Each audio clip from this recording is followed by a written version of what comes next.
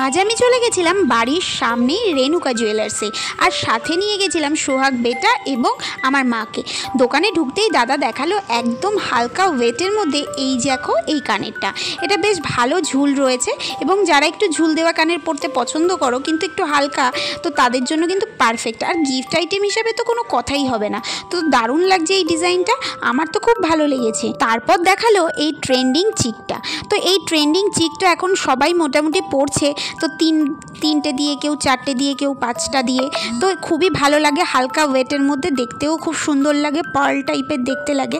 তবে দেখবে তোমরা খেয়াল করে পুরোনো দিনের বিয়ের অ্যালবামেও কিন্তু আমরা দেখেছি মা মাসি কাকিমাদের এই ধরনের পরতে। তবে আমাকে পরে কেমন লাগছে অবশ্যই কিন্তু কমেন্ট করে জানিও।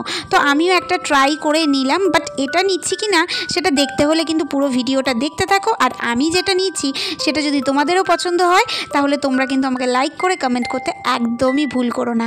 আর এখানে দেখাচ্ছিল কিছু পলার ডিজাইন, যেগুলো একদম পাতের ওপরে এবং কিছু পেস্টিংয়ের ওপরেও দেখিয়েছে দাদা, যেগুলো আমি ভিডিওটা এই মুহূর্তে আমার কাছে নেই। তো এগুলো কিন্তু একদমই হালকা ওয়েটের মধ্যে। তো কত গ্রাম ওয়েট রয়েছে, কীরকম কি প্রাইস আসবে তোমরা যদি জানতে চাও অবশ্যই আমাকে কমেন্ট করো। আমি পরবর্তীকালে আবারও ওই দোকানে গিয়ে বেশ কিছু ভিডিও তোমাদের জন্য করে আনবো। আর এখানে দেখো সোহাগ বেটা কিন্তু তার বউয়ের জন্য, মানে উড বি ওয়াইফের জন্য পছন্দ একদমই করে ফেলেছে।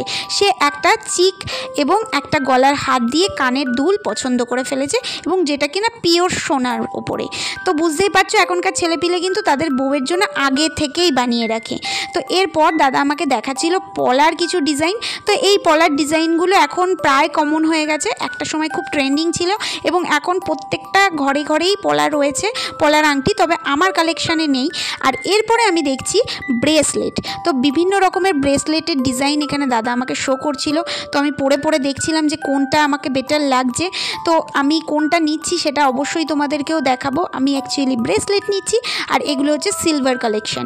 তো এটা আমাকে কেমন লাগছে তোমরা কিন্তু কমেন্ট করে জানিও। এটা বেশ অনেকক্ষণ পরে টরে আমি দেখছিলাম, বেশ সুন্দর লাগছে এটা।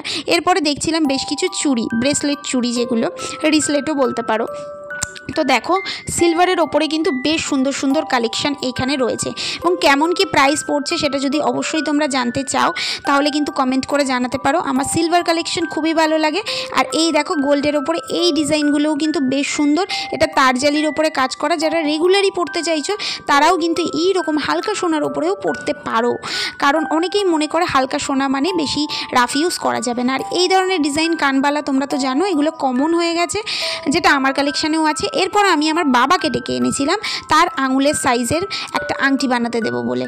তো বুঝতেই পারছো বাবাকে আমি গিফট করব। তো বাবার পছন্দের আংটির ডিজাইনটা আমি দেখে নিচ্ছিলাম বাবার কোনটা পছন্দ হচ্ছে, এবং সেই ডিজাইনে আমি বানাতে দেব।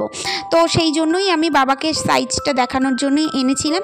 তো বিভিন্ন রকম বাবা ট্রাই করছে, এবং কী উপলক্ষে আমি বাবাকে দেবো সেটা দেখতে হলে অবশ্যই তোমরা সাথে থেকো, পাশে থেকো, চ্যানেল সাবস্ক্রাইব করো। আর এই যে এই রিসলেটটা কিন্তু আমি চয়েস করেছি, কেমন হয়েছে অবশ্যই কমেন্ট করে জানাও।